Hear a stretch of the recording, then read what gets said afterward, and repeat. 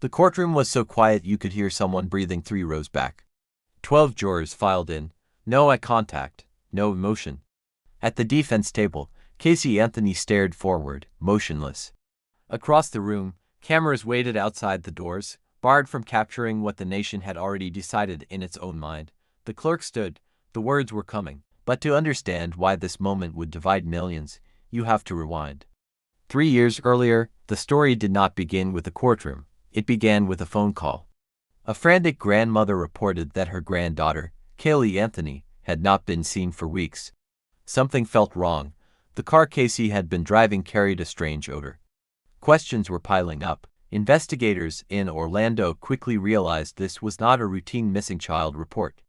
It was something darker. Casey's early statements raised immediate concern. She told detectives Kaylee had been with a nanny, a woman named Zanny, a caretaker no one could verify. There was just one problem: no employment records, no address, no trace of the nanny at all. The first unusual clue was not physical evidence. It was inconsistency. Detectives retraced Casey's steps. Surveillance footage showed her moving through stores calmly, smiling, living what appeared to be a normal life while her daughter was reportedly missing. Public reaction turned swift and unforgiving. How could a mother appear so composed? But investigators knew emotion is not evidence. They searched the Anthony home. They processed the car. Forensic teams examined every fiber and air sample. Media coverage intensified, transforming the case into a national obsession. Speculation flooded television screens. Legal experts debated daily. And then came another development. Remains were discovered months later in a wooded area near the family home. The news sent shockwaves through the country. The investigation shifted from missing child to homicide inquiry. Casey Anthony was arrested and charged. Prosecutors prepared to argue premeditation. The defense prepared to argue something entirely different. Inside interrogation rooms, detectives revisited every early statement Casey had given. The timeline, the nanny, the delay in reporting Kaylee missing. Each detail felt like a thread waiting to be pulled, but threads do not always lead where people expect. As trial preparations began, both sides quietly built narratives that could not coexist. One would claim intentional harm, the other would claim tragic accident and misunderstanding amplified by panic. And back in that silent courtroom, the jurors sat holding the answer. The clerk opened the envelope. Count 1. The courtroom leaned forward, and the nation held its breath. The disappearance of a child is every parent's worst nightmare. But what happens when the parent becomes the prime suspect? Today, we are diving deep into one of the most polarizing cases in modern American history, the trial of Casey Anthony. It all started in the summer of 2008 in Orlando, Florida. A 2-year-old girl named Kaylee Anthony was reported missing by her grandmother, Cindy. But here's the twist. Cindy told the 911 dispatcher that she hadn't seen her granddaughter in 31 days. Even stranger, she claimed her daughter Casey's car smelled like a dead body had been inside. When police questioned Casey, her story kept changing. First, she claimed Kaylee was with a nanny named Zenaida Fernandez Gonzalez. Then she said the nanny had kidnapped Kaylee. Investigators quickly discovered that this nanny didn't exist. Casey also told elaborate lies about working at Universal Studios, a job she never had. For a full month, while her daughter was supposedly missing, Casey was seen out partying and living a carefree life. This behavior immediately raised red flags for the public and the police. The investigation intensified, and the media frenzy began. Every detail of Casey's life was scrutinized. The prosecution built its case around forensic evidence and Casey's pattern of deception.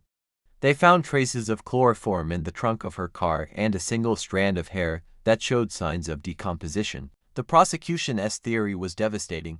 They argued that Casey had used chloroform to render her daughter unconscious and then sealed her mouth and nose with duct tape.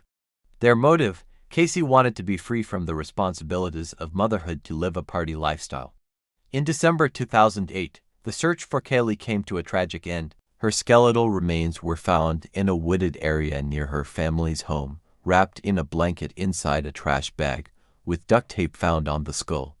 The heartbreaking discovery confirmed everyone's worst fears and seemed to seal Casey's fate. The world watched, convinced of her guilt.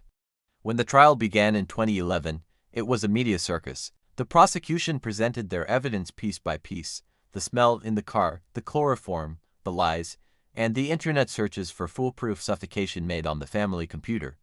They painted a picture of a cold, calculating mother who murdered her own child. But then, the defense, led by Jose Baez, presented a shocking alternate theory. They claimed that Kaylee had accidentally drowned in the family's swimming pool and that Casey's father, George Anthony, had helped cover it up. Baez argued that Casey's bizarre behavior and lies were the result of a lifetime of trauma and abuse, a claim her family vehemently denied. The defense systematically dismantled the prosecution's forensic evidence, creating reasonable doubt. They argued the smell in the trunk could have been from a bag of trash. They questioned the reliability of the air sample tests for chloroform. They pointed out that the duct tape couldn't be definitively proven as the cause of death. The jury was left with two conflicting stories. On one hand, a lying, parting mother whose actions seemed incomprehensible. On the other, a defense team that successfully poked holes in the prosecution's seemingly solid case. The core question became, was there enough concrete evidence to prove murder beyond a reasonable doubt? After nearly 6 weeks of testimony, the jury deliberated for just under 11 hours. The nation held its breath. The verdict came back, not guilty of first-degree murder, not guilty of aggravated child abuse, and not guilty of aggravated manslaughter. Casey Anthony was convicted only on 4 misdemeanor counts of providing false information to law enforcement. The public was stunned and outraged. How could this happen? The Casey Anthony case remains a chilling and controversial topic. It highlights the vast difference between public opinion and the legal standard of proof beyond a reasonable doubt. Was she a master manipulator who got away with murder, or a troubled young woman wrongly accused in a tragic accident? The debate continues to this day, leaving us with more questions than answers and a profound sense of tragedy for a little girl named Kaylee. What are your thoughts on this case? Let me know in the comments below. Thanks for watching, and don't forget to like and subscribe for more deep dives into compelling stories. When the jury returned, the atmosphere was electric. Casey Anthony stood. Her parents sat rigid. The clerk began to read, "Not guilty." The words seemed to land in slow motion. Not guilty of first-degree murder. Not guilty of aggravated child abuse. Gasps rippled through the courtroom. Outside, reactions were immediate: shock, anger, confusion. Many Americans had expected a different outcome. Legal analysts quickly explained the reasoning. Jurors later stated that while they found Casey's behavior troubling, they did not believe the prosecution had proven its theory beyond reasonable doubt. The standard had not been met. The verdict did not declare certainty about what happened. It declared that the evidence presented did not legally establish guilt at the highest charge level. Casey Anthony was convicted on lesser charges related to providing false information to law enforcement. But for many, the central question remained unresolved: justice served or justice questioned?